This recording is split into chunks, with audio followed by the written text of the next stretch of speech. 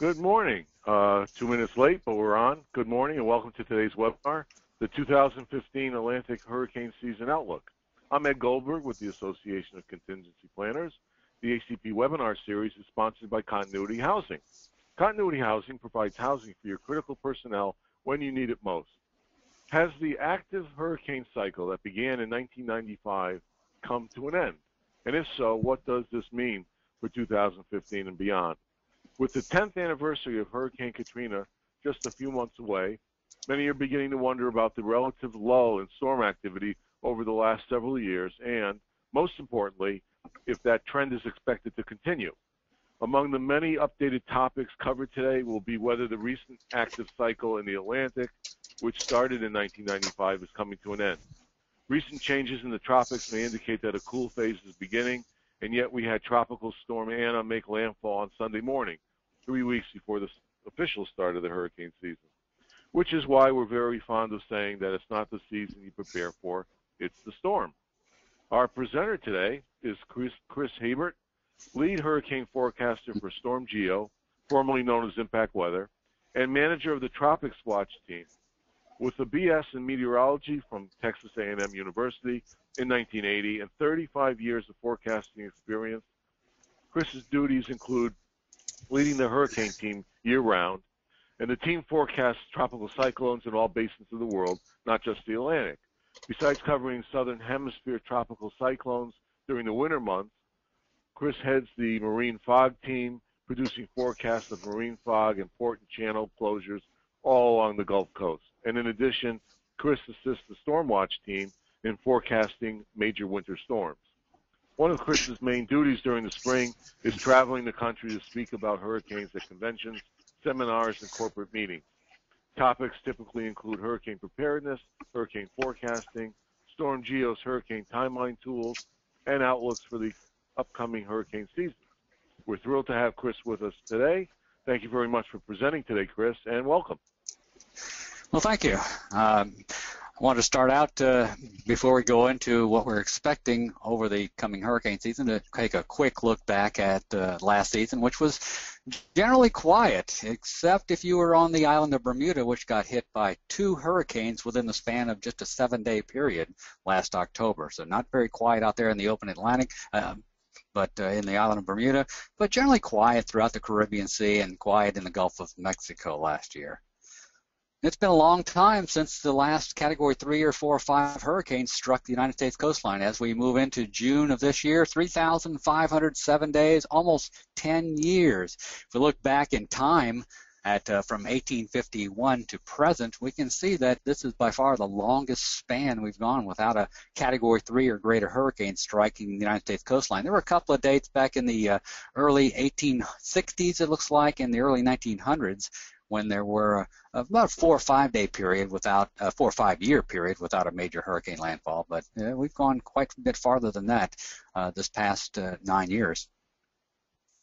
Last Category 3 or greater hurricane to strike the United States coastline was Hurricane Wilma on October 24th of 2005. Now, Sandy did strike the Northeast U.S. as a low-end, barely Category 1 hurricane. It was classified as non-tropical by the time it reached the coast, but it did produce some hurricane conditions.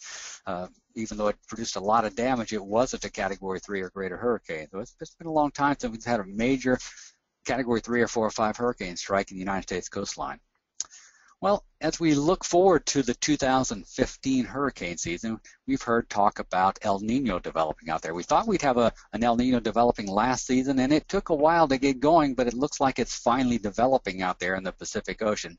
And when the warm waters, when the Pacific water temperatures in the deep tropics warm up, we tend to have more tropical development in the eastern Pacific over here, and we tend to have more rising air in the Pacific. We tend to have sinking air in the Caribbean Sea and in the tropical Atlantic. It also tends to produce unfavorable winds aloft. We call that wind shear. That makes development very difficult for tropical storms in the Caribbean Sea and in the deep tropics primarily. Not so much of an impact on the Gulf of Mexico, however, but it's going to be a significant detrimental factor this year if it gets as strong as some of the models are forecasting. As we look at the water temperatures out in the tropical Pacific, we can see they're well above normal from the tropics all the way toward the Gulf of Alaska this year. Not by any means warm up there in the Gulf of Alaska, just above normal temperatures as far as the water temperatures up in that region. And the forecast for the coming season is that we're going to see continually rising temperatures. The current temperature is a little bit over 1 degree Celsius above normal. You can look back last year, just about in October, the water temperatures rose into that El Niño threshold of plus 0.5 Celsius above normal, and they've been continuing to rise ever since. Some of the models are forecasting a rather strong El Niño, nearly as strong as a 1997 El Niño this year, and that should be a significant inhibiting factor for development this season. Looking over toward the Atlantic Ocean, and this is the chart I just got today, it's from yesterday. The water temperature is now well below normal from Africa through the Caribbean Sea, below normal in the Caribbean Sea, and even below normal in the southern Gulf of Mexico now. Only areas above normal are in the central Gulf of Mexico, that'd be the loop current there, and off the southeast U.S. coast. We have some above normal temperatures in that region as well, but generally cooler Atlantic waters. It's going to be less energy for hurricanes to intensify this season. If we look back, and you talked about the seasonal, what's called the multidecadal oscillation, where we have warm and cold cycles in the Atlantic Basin. This is a graphic from 1950 to present, and this is just for April, the month of April, looking at water temperatures out there. And right now, rather cool out there in the tropical Atlantic.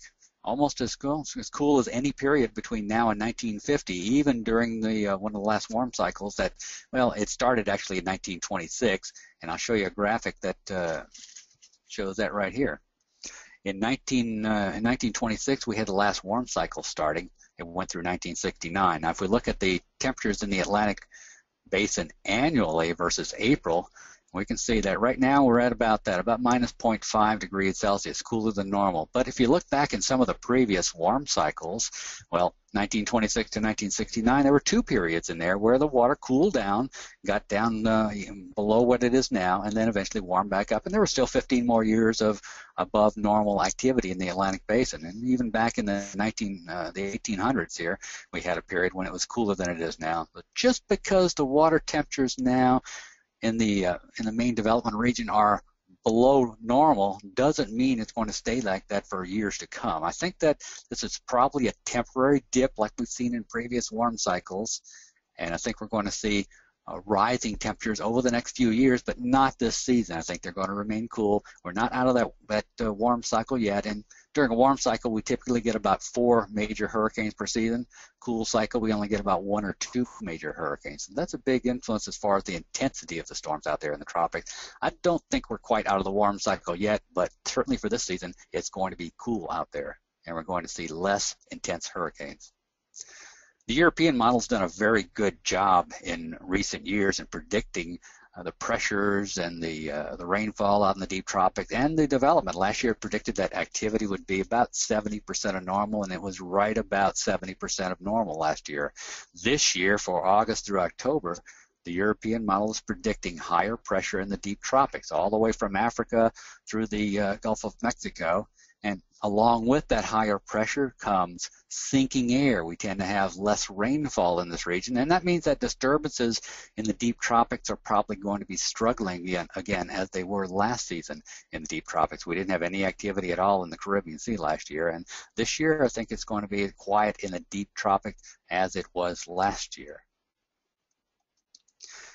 One of the tools that we can use to take a look at, well, what's going to happen in the future is by looking back at the previous seasons with a similar setup going into the hurricane season. We look at the status of El Niño or La Niña, and we look at the temperatures in the Atlantic Basin and try to determine or try to find a season in the past that has a similar setup of ocean temperatures in the Atlantic and the Pacific, jet stream patterns across the Atlantic Basin to what we're seeing right now. And by finding such seasons, we can perhaps identify a development or a tracking trend that might give a clue as to what to expect this season. If we look back at some of the better analog years, we can see that in general they weren't producing very many storms at all. The Caribbean Sea, not much activity in the Caribbean Sea in any of these seasons. We did have one East Coast impact, that was Bob in 1991 that hit Long Island, but for the most part, fewer than 10 named storms, rather quiet in the Caribbean Sea, and and generally quiet in the Gulf, except that occasionally we do get some development in the Gulf of Mexico during these analog years, and 1957 is also one of those analog seasons. We didn't have any activity in the Gulf in 1957. We had only 3 hurricanes, and 2 of them were intense, one up in here in the middle of the Atlantic Basin, but in mid-June to late June, we had Hurricane Audrey develop in the south central Gulf of Mexico, quickly developed to a Category 4 hurricane, moved into southwest Louisiana, and caused quite a bit of damage and loss of life. Not a whole lot of warning back then. It only took a couple of days from the time it developed to the time it moved inland, and it did strengthen during the night before moving inland. So it was a very damaging storm that developed close in, and I think that's one of the things that we're going to have to watch out for this season as we look toward the forecast for the season. Generally, I think most areas are going to be below normal as far as the chance of a hurricane impact. We're looking at a relatively quiet, deep tropics on here. I don't think that we're going to see much threat to the lesser Antilles or even most of the greater Antilles. Perhaps western Cuba might be an area where the activity, potential impact of a hurricane might be a little bit, well, at least close to normal. And also along the northern Gulf Coast to the South Florida, I think that area may be close to normal in terms of the hurricane threat. We're looking at about 8 named storms. We've already had 1 out there, Ana, 4 of them to become hurricanes, and 2 of them intense Category 3 or 4 or 5 hurricanes this season. Now, the prime development area that we're looking at this year, I think, will be north of the Caribbean, just as it was last year. Secondarily, we have to look toward the Gulf of Mexico for development, close in. I think we'll see some disturbances move across from Africa through the Caribbean Sea and struggle, probably not developing until they reach the Northwest Caribbean Sea or perhaps the Gulf of Mexico. And once they develop there, typically we don't have very much heads up before the storm develops and moves on into the coastline, just like we had in 1957, and we have to watch for something like that developing close in this year. I don't think we're going to have an active season like 2004 or 5 as far as the number of storms in the Gulf. I think we may get 1 hurricane, and it could be a strong hurricane developing in the Gulf, moving toward the northern Gulf Coast. As far as the names that we're looking at this year, we're looking at, with 8 named storms, we'll probably get down through Henri. We've already had Ana. Don't think we'll make it down to Ida or Joaquin or Kate this year. Well, there's always a slight chance we could have a few more hurricanes out there, but I think we'll pretty much stay around 8 named storms this year, and those are the names for the 2015 hurricane season. So with that, I think that we've come to the end of my part of the presentation here, and I'll take any questions that we might have. Great, Chris. I was just looking at the names. I guess I'll ask a question about that after, but that's always a mystery to me. I'll ask it now. What the heck? It seems like every time there's a storm up here, I'm in the Northeast, all the storms have 2 names. There's some weather folks use one name and some use another, and I don't understand where that comes from. I'm not sure what names you're talking about, but they only have 1 list of names for the Atlantic Basin. Sometimes the Weather Channel names some of these winter systems. That's what it is. Yeah, we're talking about tropical storms and hurricanes here, and there's only 1 set of names. Okay. Was Ana really a tropical storm, and why did they keep calling it subtropical? Well, it eventually became a tropical storm. It started out from a disturbance. It was mainly an upper-level feature that moved off across the Gulf of Mexico and was semi-associated with a frontal boundary that was sitting off the southeast U.S. coast. So it developed as more of a frontal type of low-pressure area initially. It didn't have the squalls near the center, the warm core that a hurricane or tropical cyclone has. It was more of a wintertime low-pressure system. But sometimes those type of lows can develop tropical characteristics. They get a tighter wind field, more intense squalls near the center, and that's what Ana did over time as it sat over the Gulf Stream. It did develop a warm core that we look for tropical cyclones. Then it was eventually called Tropical Storm Ana. Now, as far as what does it mean for the rest of the season, we've already had one in early May. Does this mean we're going to have a very active season? No, not at all. Not when they form from non-tropical features like cold fronts and upper-level lows along the U.S. coastline. If Ana had developed from a disturbance coming from Africa and tracked across the Caribbean Sea, then that would be a strong signal for a very active season, being a tropical origin of a system. But as it was, it is not a signal that we're going to be seeing anything as far as a very active season, just because we had something like that develop off the East Coast. Great. That was actually one of the questions, so that's terrific. I figured. You anticipated it. Could 2015 be a little more favorable for tropical storm formation in the Gulf of Mexico, Northwest Caribbean, and the north part of the Atlantic than last year? I think we sort of covered it. Well, we have warm water in the Gulf of Mexico. Warm water is a requirement, but it just by itself, it doesn't mean that we're going to have development there.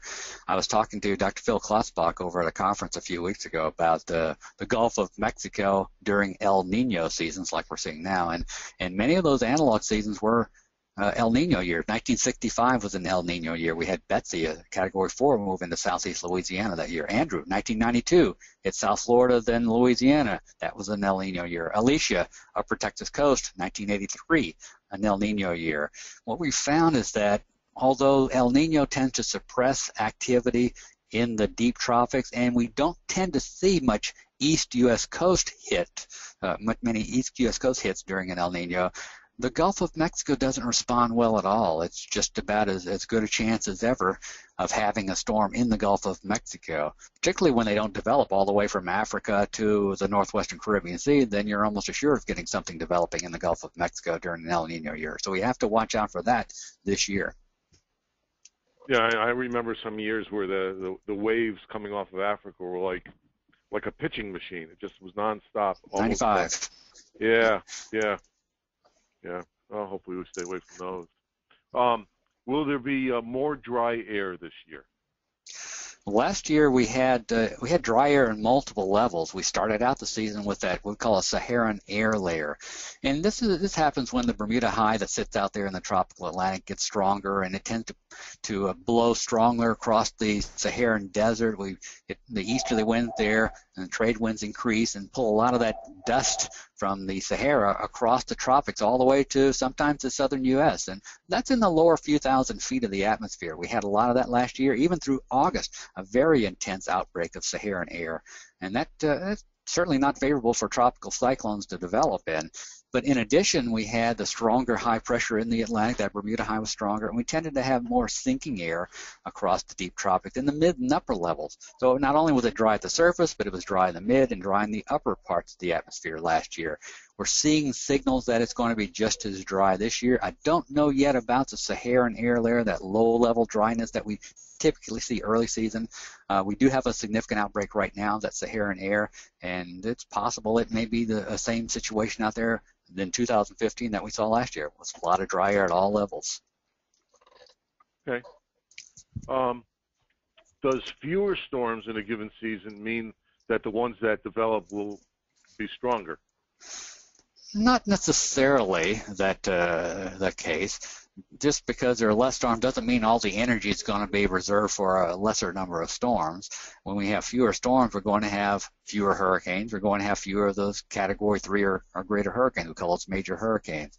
And I don't think just because we have less storms, we're going to have all the energy into one. I think that with the environmental conditions that we're seeing out there, it would lend itself to, they would lend it toward smaller storms this year, because the pockets of favorable weather may be smaller across the tropics. So we might not have the gigantic storms like Rita or Katrina or Ivan that we saw in 2004 and 2005. But we may see some smaller storms like we saw in 2002 with Lily, Category 4 in the northern Gulf of Mexico. It wasn't very large, but it got to be very intense. So I think we're going to see some smaller storms on average, smaller hurricanes, than we typically would when the whole Caribbean Sea and Gulf of Mexico and Atlantic is favorable.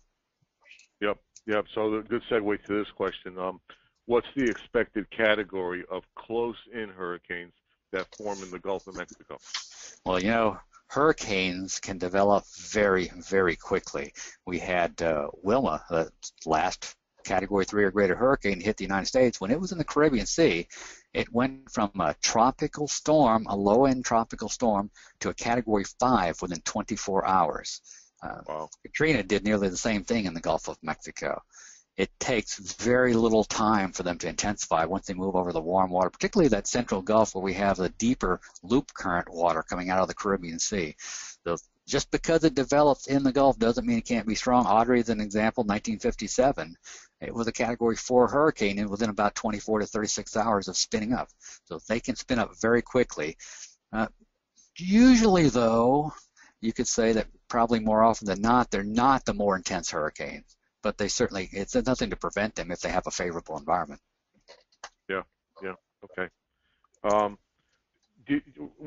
You talked about this briefly, I sort of alluded to it, but do you recall any similar seasons where there was a very, very early storm, subtropical as you described, or other, and what did those seasons ended up being like? Is there a correlation between an early storm and the nature of the season? It really depends on the origin of the early storm. If the early storm is non-tropical origins, not much correlation. In a lot of the seasons, I've looked back at about 5 or 6 or 7 that had developments in early to mid-April, and generally they were during more active cycles when they were tropical of origin, and there was between 15 or 18 named storms those seasons. But when they develop from non-tropical systems, there's not much correlation there, and I don't think that it's any indication we're going to see a more active season. Okay, that's fair. What impact let's see. What's on the immediate horizon for the next 2 to 3 weeks? That was one question. As far as potential development out there now, we're not seeing any sign of activity in the deep tropics right now. There's still too much wind shear across the area, and there are not any significant disturbances yet moving off the coast of Africa. So everything looks pretty quiet. Models aren't hinting at anything now. Like they did hit an Anna from about a week to 2 weeks out and ahead of it. They did indicate development in that region, but they're not indicating anything now. It looks like it's going to be very quiet next couple of weeks. Yeah, it's just amazing to me. You know, you mentioned the European model that, you know, now people, lay people, if you will, from your perspective, that talk about the different models. And in fact, when Sandy came, you know, up here in the Northeast, we were watching that for upwards of 10 days. We were really just kind of just sitting and waiting, almost as if we were confident and knew what was going to happen. And that's almost creepy, I have to tell you. Well, the European model did very well with Sandy, pegging it about 8 or 9 days out in advance that it would be a threat to New Jersey and Long Island. The American model is not quite up to par with the European model for a number of reasons. I won't get into it right now. But it doesn't mean that every storm, the European model is the one to watch. It did well with Sandy, but it may do poorly with the next storm. It all depends on the situation.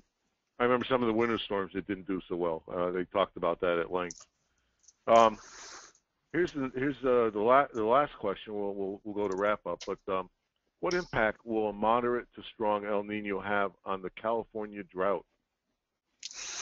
Well, we're seeing an impact starting now. Now, we expected the El Niño to get going earlier during the winter months, and it didn't. But typically when we have an El Niño, we have a more active southern storm stream. We're certainly seeing that across Texas. It's one of the wetter springs we've ever seen here right now. It hasn't made it out west to California yet, but as we move into fall and into the winter, I think we're still going to be looking at a moderate to strong El Niño, and that could set Southern California and the California coast in general up for a wet fall and winter.